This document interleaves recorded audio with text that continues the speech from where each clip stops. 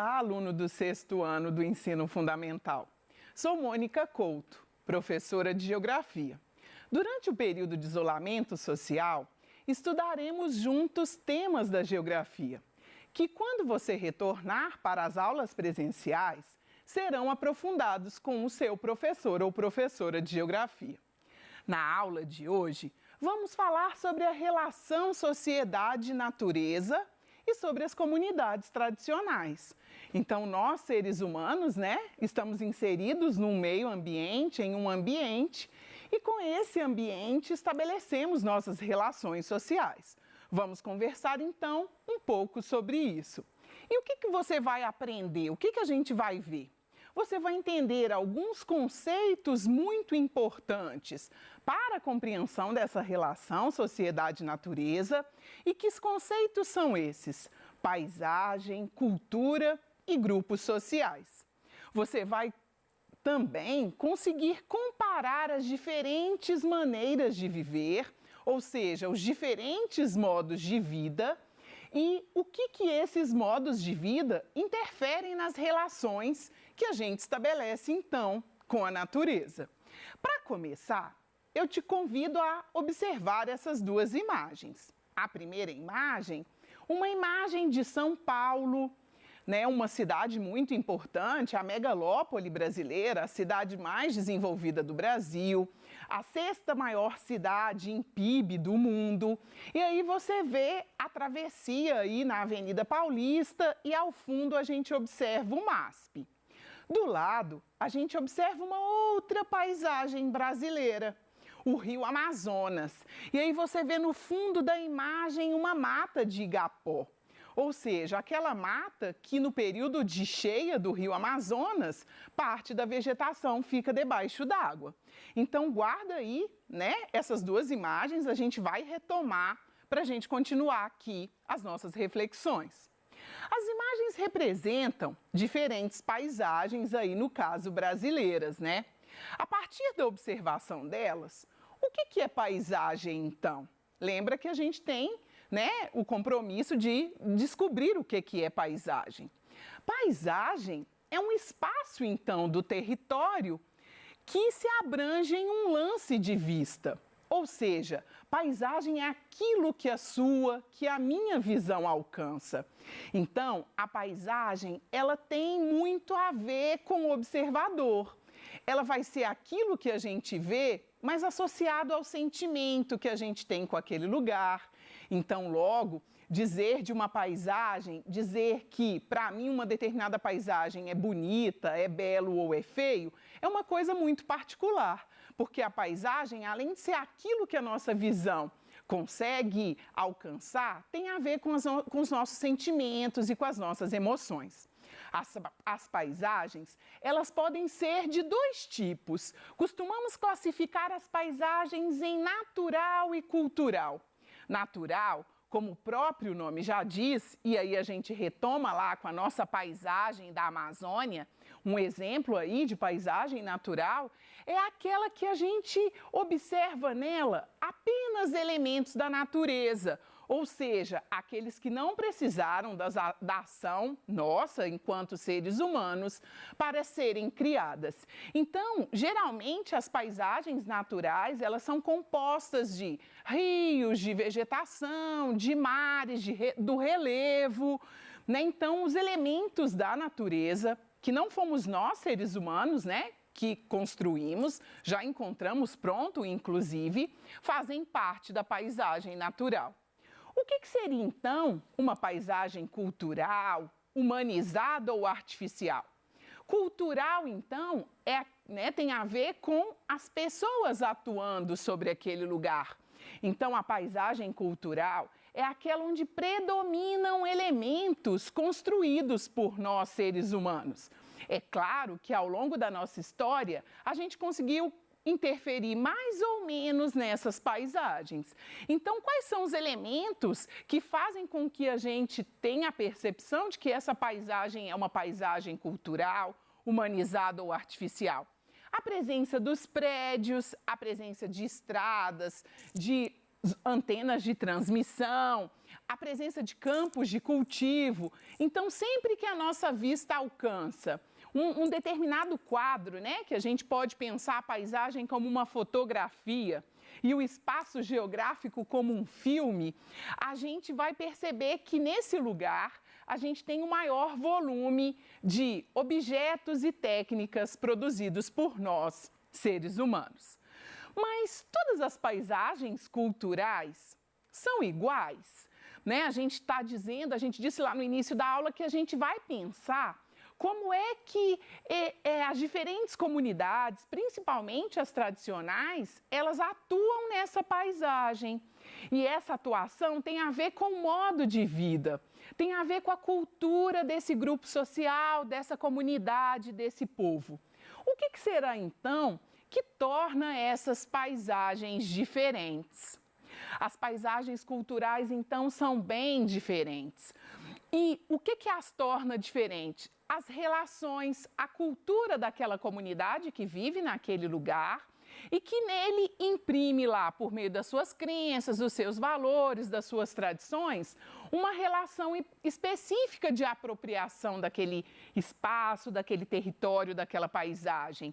Então, no Brasil, a gente vai ter uma diversidade muito grande de paisagens culturais. Somos um povo diverso, somos um povo de origens variadas, né? Temos na nossa cultura a presença do indígena, que já estava no Brasil e tem uma forma de se relacionar com essa paisagem. Temos a interferência dos africanos que foram trazidos, estão, né, na constituição da nossa sociedade. E temos os outros imigrantes que vieram ao longo da história do Brasil. Então, vão ter paisagens que vai ter mais um tom de cidades, por exemplo, europeias. Por quê? Porque a forma de se relacionar com a paisagem foi feita por aquele grupo de imigrantes que veio e se fixou no Brasil. Pensando então um pouco de quem são essas comunidades, a gente vai começar pensando sobre as comunidades tradicionais. E aí, as comunidades tradicionais, uma especificamente, os povos indígenas, eles são chamados também de povos originários. Ou seja, quando da Constituição do Brasil, quando da chegada dos portugueses ao Brasil, já existia uma população nesse lugar que era a população indígena. Por isso, dentro das comunidades tradicionais, os povos indígenas são considerados originários. Então, esses são grupos, né? Existe legislação para dizer quem são as comunidades tradicionais. Então, para você entender, são aqueles grupos sociais, ou seja, uma organização de pessoas que se relaciona de uma determinada forma com essa paisagem, considerando os traços culturais. E aí essa consideração dos traços culturais tem muito a ver com a ancestralidade. Essa população é uma população que preserva princípios, hábitos e técnicas dessa ancestralidade, ou seja, é uma herança que é passada entre gerações. E aí, só para chamar a atenção, vamos dizer de 3 comunidades tradicionais. Vamos dizer, estamos em Minas Gerais, vamos dizer então um pouco dessas comunidades. Já dissemos dos indígenas, que tem uma forma de organizar essa paisagem, que tem uma relação que é mais próxima da natureza, mas temos também os geraizeiros, aquela população, aquelas comunidades tradicionais que vivem na região do Cerrado Mineiro. É aquela população, por exemplo, que você pode fazer parte, que vive, por exemplo, da coleta do pequi. São os quilombolas, são os remanescentes dos quilombos. Essa população que tem uma forma diferente de tratar a natureza e se relacionar com esse espaço. Então, as comunidades tradicionais são muitas no Brasil. A gente tem, por exemplo, a população ribeirinha, né? Aquela população que vive à margem dos rios. A população ribeirinha no Brasil, por exemplo, lá na região amazônica, né? Que a gente está falando aqui do Rio, que vive nas palafitas, aquelas casas que são fixadas acima aí, né? De madeira, fixadas acima aí do nível dos rios. Então, as comunidades tradicionais têm uma relação diferenciada com a paisagem. E que relação é essa? É uma comunidade que tem uma relação mais próxima, então, com a natureza. São comunidades que percebem a natureza de maneira mais sustentável.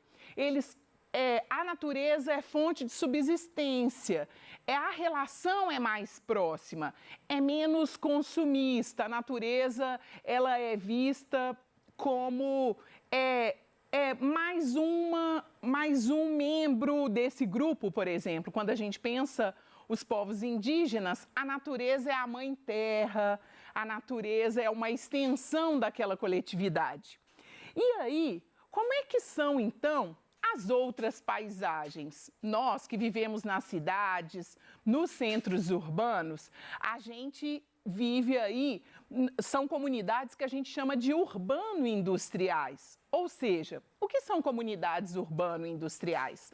São aquelas, então, onde você tem uma relação com a natureza que é uma relação mais técnica, uma relação de maior exploração da natureza. A natureza não é simplesmente para a sobrevivência, aquela paisagem ela não está associada simplesmente à subsistência daquele grupo, mas aquele grupo, para além da subsistência, ele busca aí a questão de modificar para o seu conforto.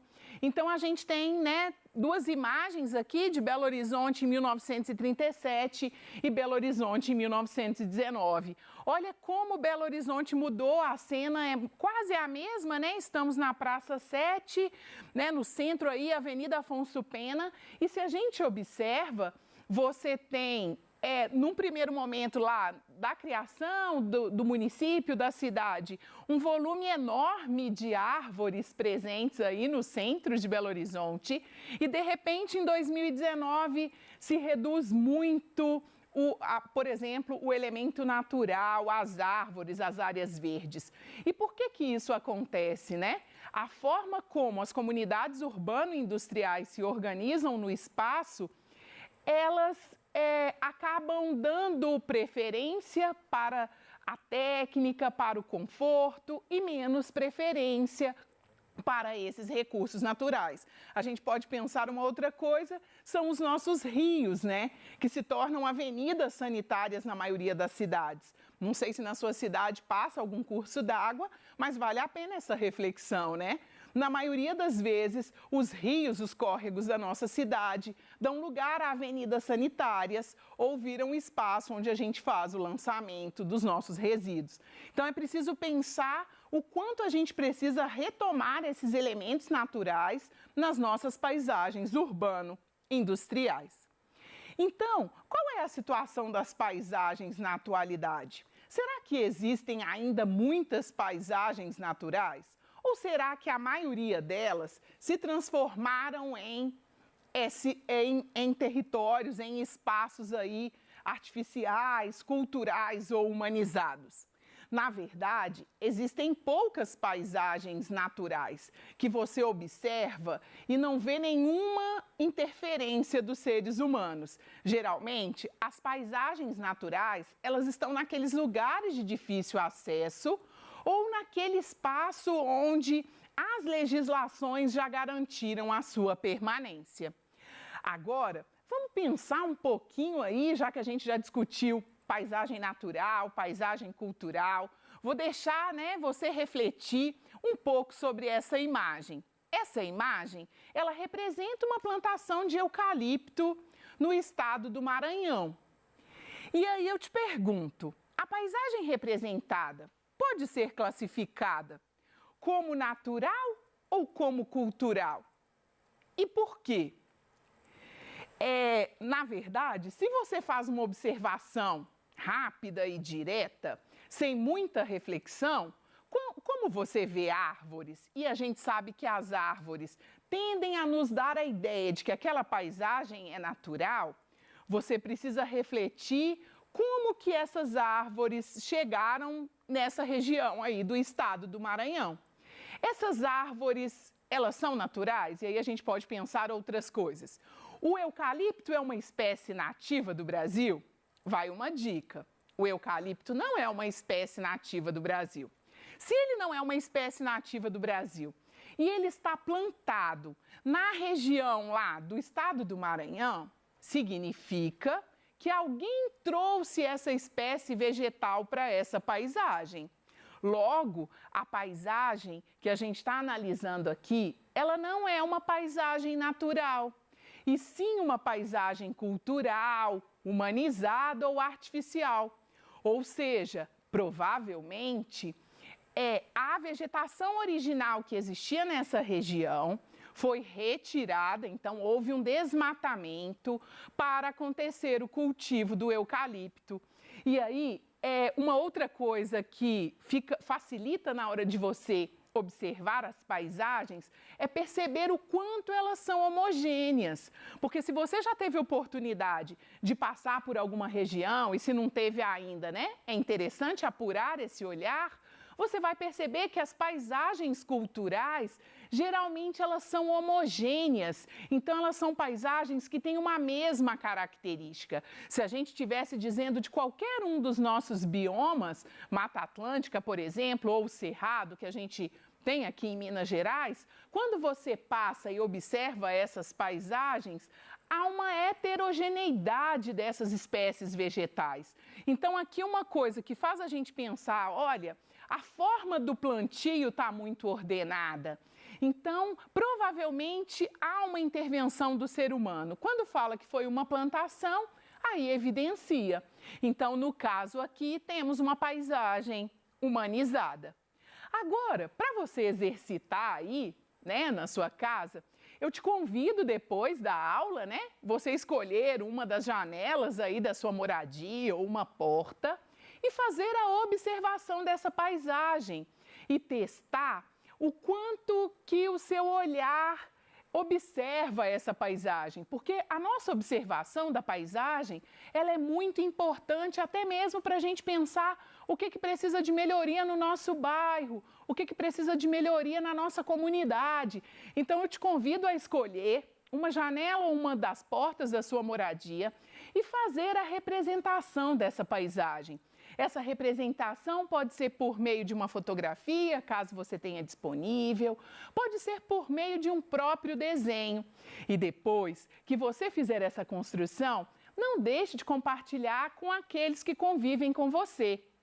E guarde esse material para você compartilhar com seus colegas e com seu professor de geografia quando do retorno das aulas presenciais. Então, já caminhando, né, para o final da nossa aula, vamos dizer então o que a gente aprendeu com essa aula de hoje. Com a aula de hoje, então, nós aprendemos que a paisagem é tudo aquilo que a nossa vista alcança, mas é tudo aquilo que a nossa vista alcança, mas com aquilo que a gente traz internamente, né? Ou seja, as suas crenças, a sua forma de olhar, o que traz sentido para você. Então, a paisagem é aquilo que a nossa vista alcança, associados aos sentimentos e ao nosso cotidiano, a nossa história de vida que a gente traz. As paisagens, a gente viu que elas podem ser naturais, quando elas possuem somente elementos da natureza, que nós, seres humanos, não tivemos nenhuma interferência em produzi-los. E a gente viu também que essas paisagens, elas reduziram muito. Elas existem nas áreas mais inóspitas, ou seja, nas áreas onde os seres humanos não conseguiram fixar moradia, cadeias de montanha, áreas de deserto, em alguns casos, né? E as paisagens culturais, que são aquelas que são produzidas por nós, seres humanos. Vimos também que as comunidades tradicionais, como os indígenas, os geraizeiros, os ribeirinhos, eles produzem uma paisagem mais próxima do ambiente cultural, natural, ou seja, são mais sustentáveis, e nós que vivemos nos grandes centros urbanos e somos sociedade urbano-industrial, fazemos maiores intervenções nessa natureza. Então, a gente termina a nossa aula de hoje sobre as paisagens, né, as comunidades tradicionais e os seus grupos sociais, refletindo um pouco sobre essa importância de um olhar apurado para essas paisagens várias, né? Porque quando a gente caminha, por exemplo, pelo nosso bairro, quantas paisagens passam por nossos olhos. Então é importante que você observe essa paisagem. É uma forma de a gente conseguir fazer alguma intervenção para a melhoria desse lugar. E não guarde com você esses conhecimentos que construímos juntos na aula de hoje. Compartilhe. Até a próxima aula!